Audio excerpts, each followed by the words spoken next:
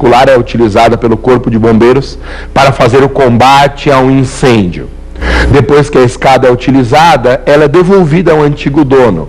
A requisição não transfere a propriedade, o bem continua sendo privado. Na servidão é a mesma coisa. Você imagine o caso de uma servidão muito comum, que é a servidão para passagem de fios e cabos pelo imóvel. Na servidão para passagem de fios e cabos pelo imóvel, o Estado cria uma restrição àquela propriedade, mas o bem continua sendo um bem do particular. Na servidão, o bem não vira um bem público. O mesmo ocorre no tombamento. Quando um tombamento é estabelecido com finalidades de preservação ambiental, preservação arquitetônica, preservação histórica ou cultural, o bem tombado estabelece uma restrição, mas não transforma o imóvel em um imóvel público. Continua sendo aquele imóvel de propriedade privada. Só na desapropriação que não é assim. Na desapropriação há uma transferência de domínio. O bem ingressa no patrimônio público, sai da propriedade particular e passa a ser uma propriedade pública. E qual que é a diferença da desapropriação para o confisco? Lembra que a desapropriação tem previsão lá no artigo 5º, inciso 24 da Constituição, e o confisco está no 243 da Constituição. A diferença fundamental é que a desapropriação é uma troca da propriedade pela indenização. Na desapropriação há uma contrapartida ao antigo proprietário, há um sinalagma, um balanço entre a perda da propriedade e a indenização que substitui essa perda. É uma característica inerente, uma característica connatural ao Instituto da Desapropriação, o fato de haver uma indenização. No confisco, não. No confisco não há pagamento de indenização. Lembra do que diz o 243 da Constituição?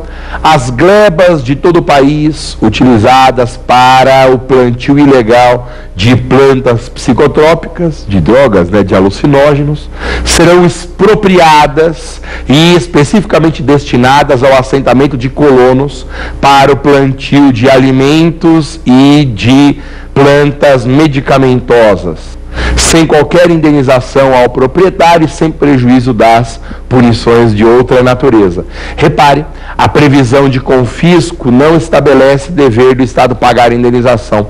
Não há contrapartida, o particular perde a propriedade e não recebe nada em troca. Essa é a principal diferença entre desapropriação e confisco.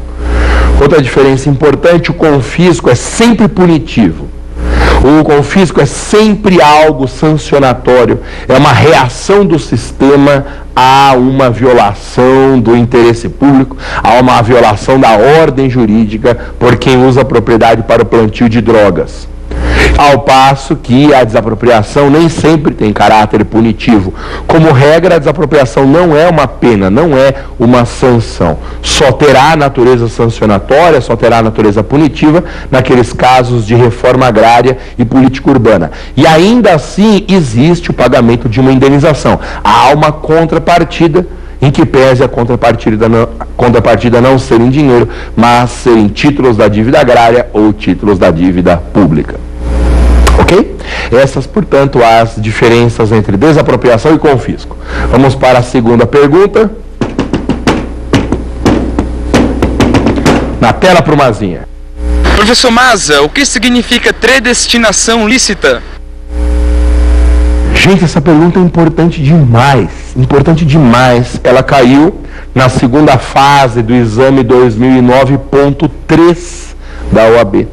Você sabe que existem 3 provas da OAB por ano, daí o nome, 2009.1.2.3, 2010.1.2.3, indicando se é a primeira, segunda ou terceira prova daquele ano.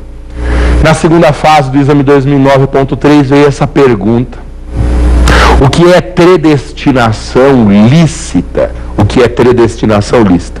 Você sabe que o jeito certo de se referir a esse instituto não é predestinação, é tresdestinação. O professor Eli Lopes Meirelles sempre insistiu muito em corrigir esse defeito na pronúncia apropriada da palavra. A palavra tresdestinação é pouco usada no português falado no Brasil, mas esse prefixo tres é empregado em outros termos, como por exemplo em tresloucado. Ninguém fala que o indivíduo meio doido é treloucado. Então não é tredestinação, é tresdestinação. Mas de tanto o equívoco ser repetido, de tanto o erro ser repetido, até por autores importantes, dá a impressão que o erro se transformou em acerto. Hoje, nas provas da OAB, raramente você encontra o examinador criterioso, bom conhecedor do vernáculo, capaz de brigar contra esse equívoco comum. Infelizmente, tem caído em provas tredestinação, embora seja a forma equivocada de se referir a essa expressão. Bem, tredestinação é a transferência da propriedade com desvio de finalidade. Na tresdestinação ou no desvio de finalidade, eu pratico um ato, exerço uma competência visando um interesse diferente do interesse público. O instituto da tredestinação ou tresdestinação é muito utilizado para compreender o uso apropriado dos poderes públicos, o uso dos poderes dados pela legislação aos agentes. Ocorre tredestinação no direito administrativo quando o agente público usa os poderes do cargo visando interesse alheio ao interesse público.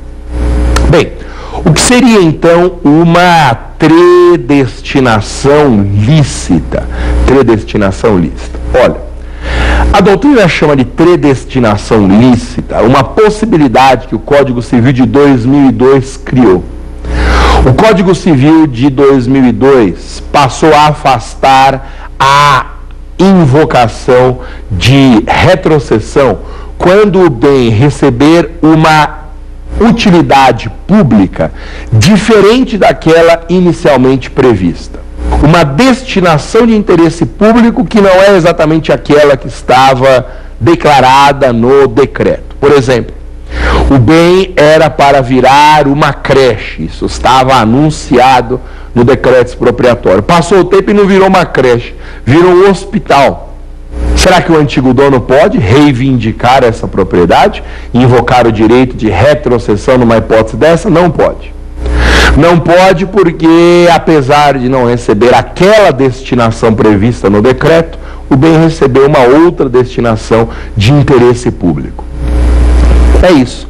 A doutrina tem chamado de tredestinação ilícita essa possibilidade de mudança na destinação do bem expropriado.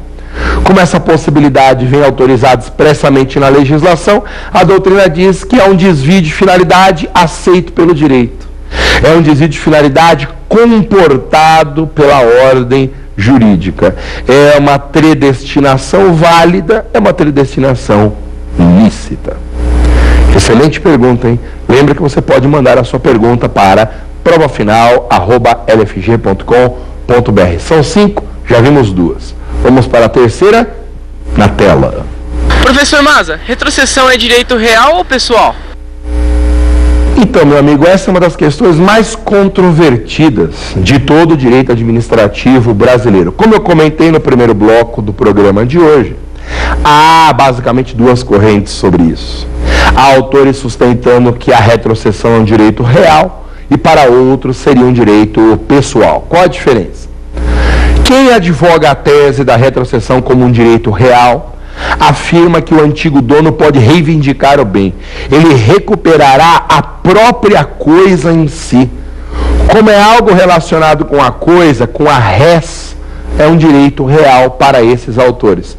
Como eu disse, professora Maria Silva Zanella de Pietro admite essa reivindicação. Professor Celso Antônio de Mello aceita também a reivindicação do bem, portanto, confere natureza real à retrocessão.